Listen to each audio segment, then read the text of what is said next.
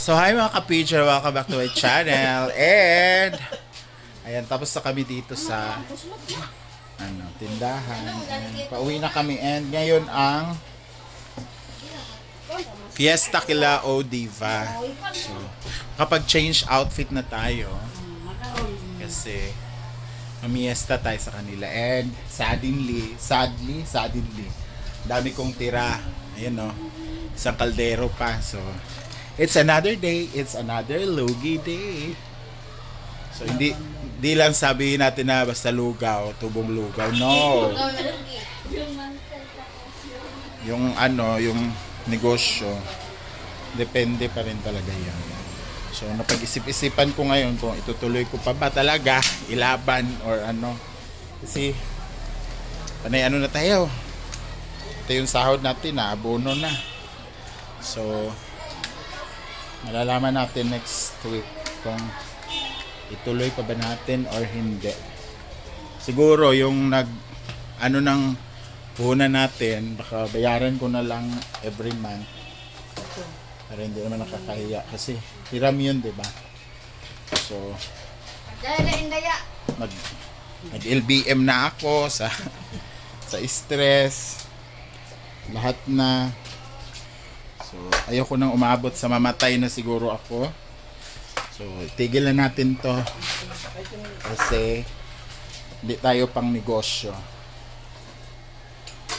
Sabi kainit. Parang hindi pa ka nakaalis. Init na. So, hindi ko alam kung, tingnan nyo nangalumata na ako dahil sa LBM. Hindi pa rin. Pumasok talaga tayo para sana kumita. Pero ano ba to?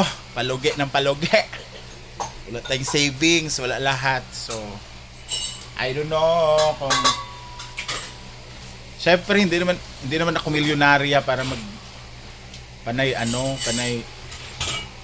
abono, di ba? Pero talaga may mga Tsaka kung yan lang talaga yung paninda mo, lugaw, lugi ka talaga kung wala kay ibang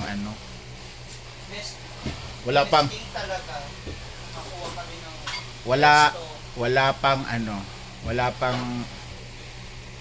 wala pa tong bayad na upa ha. How much more kung So I don't know. So itigil na siguro natin talaga to. Hindi na maganda sa earth. Pagod na yung katawan mo. Mga hinaingi ate mo. Pagod na yung katawan mo, nagkasakit ka na, tapos lugi ka pa, di ba? Abonado ka pa. So Hindi pa si Mare, no? buti pa si Mari, kuha ng ulam, wala namang puhunan, di ba? So I decided na itigil na. Diyos ko, stress. Oh! Tingnan yung mata ko, ang lalim na. Yeah, nag-iis na siya ng mantel. Ay, grabe si Mare. Oh, ang pangit na ugali ng kumari. So ngayon, mamista na lang tayo para tayo. Tawag nito? Para wala yung stress natin. Pero mamaya, stress pa nito. So siguro yung mga gamit, hindi ko na ibebenta yan. Dalhin ko na lang yan sa amin. Sayang din yan. So yung nagpahiram si mama ay babayaran ko na lang siya monthly. Umabot siguro ng mga 20 yung naibigay niya. So wag na nating ipilit yung mga bagay na hindi talaga para sa atin. Kasi pagod na yung katawang Barbie ko, no? Sakit na sa ulo kaya. Yung mag-isip ka na maano ba talaga to ngayon? Mabenta? Ewan ko. Tapos gigising ka alas 4 ng umaga, pamasahe mo pa. Okay lang yung pauwi kasi nasasakay naman ako kay Ma'am Shi. Yung pag umaga, yung kailangan mo talaga gumising dahil syempre ikaw tagaluto. Buti lang dito may tagahugas ako, nagbabayad ako kahit papaano. Hindi mai-stress masyado yung kamay pero yung utak ko pagod. Sino sa ni Kumare sa pag-uwi? 2.5 500? Grabe. Ayan naman pala. Oh? Charot. Ay, gano'n? Tapos ewan ko. baka tama talaga siguro yung mga sinasabi dito na hindi mahilig yung mabisaya sa lugaw. So, tanggapin na lang natin yung katotohanan na hindi talaga siya para sa akin na negosyo. Although may mga suki na sana ako dito ng mga teacher, kaso lang, hindi naman na araw-araw yun kakain. Pag na-miss lang. Ito talaga katulad pag may iba ka pang tinda na may choices sila. Eh, kung yun at yun lang, eh, syempre, di ba? Parang ano lang yun eh. Kung araw-araw ka sardinas, eh, may kaliskis ka na, di ba? So, I decided to stop na siguro. Ang dami ko pa namang kahoy dyan sa likod. Ang dami ko pang sibuyas, bawang. So, ilagay ko na lang siguro yan sa ano ko. Yung kaldero, ipapadala ko na yan sa ano namin. Bahay. Biday. Tapos ko na yung iba ha. Para magamit siguro. So, Thank you, kumare. pagod na yung utak ko. Yun yung Kita yung maganda. isa din siguro yan bakit ako pumayat. Kanya ngayon, tapos nagbuhugas. Kasi kung ganyan kasi palagi, madadamay pati yung pagbablog ko. Kasi yung sahod, doon lang mapunta. Sipin mo naman, oh, Diyos ko. Ang laki ng abono. Kikita ngayon, bukas, wala na naman. Tapos, pag wala na, bukas ulit, wala na naman ulit. Isang beses ka lang kikita, mas maraming lugi. So, itigil na, day. Nakakapagod na. Sakit sa ulo, promise. Alam mo yung maliit lang yung negosyo mo pero yung gastos, ang mahal na rin kasi. Yung mga sahog, mahal. Yung doon pa lang sa pamasahe, lugi ka na. Diba? Bawat kibot may kailangan mong magbayad, ganun-ganon.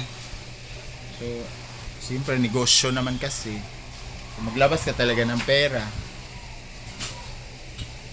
Pero, ganun talaga. So, to mama I'm sorry to disappoint you. Pero, ayoko na may isa lang alang yung health ko dito sa negosyo na to. Kasi, sobrang, alam mo yun, tortured na pati utak ko. Tapos, yung gigising ka ng maagang-maaga, di ba? So, Mama A, magbabayad na lang siguro ako sa'yo monthly, ha? Don't you worry, hindi kita tatakasan, Mama A. Tawag nito? Pero hindi ko muna biglain, Mama A, ha? Lang ako, magulog-ulog pa. Every month, okay? Eh, puro man ako abono. Minsan nga, di ba, nanghihingi ako sa'yo ng para lang, umpisa naman, okay naman yung kita kasi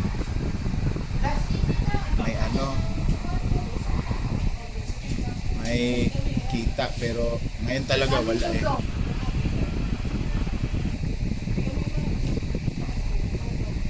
Nga talaga eh.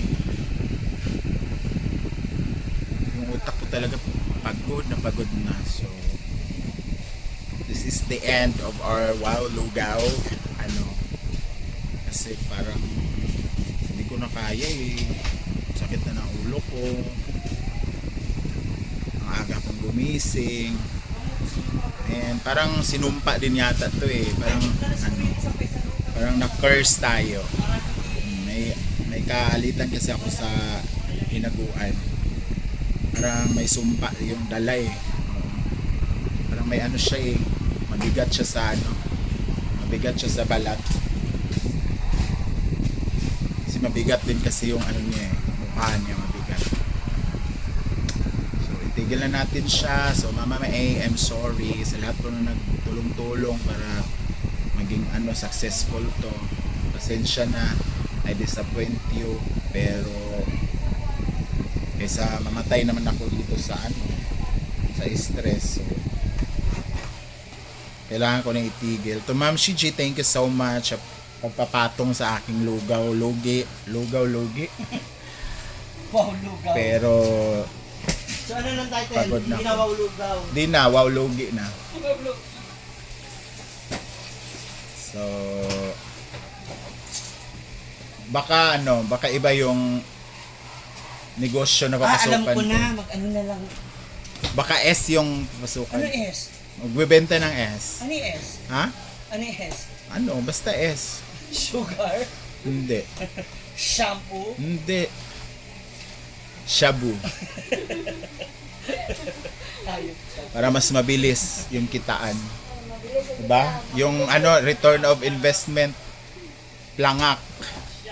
So, thank you so much guys. This is the end of our Wow Lugaw and maraming salamat for watching. Mama, I am sorry but huwag ka mag-alala, babayaran talaga kita, promise. Hindi man ngayon pero basta every month maghuhulog ako sa iyo kay kapoy na kay Mama Eng. So, thank you so much for watching and see you on my next vlog. Kung saan man naabot ang video na to, please comment down below. Bye-bye.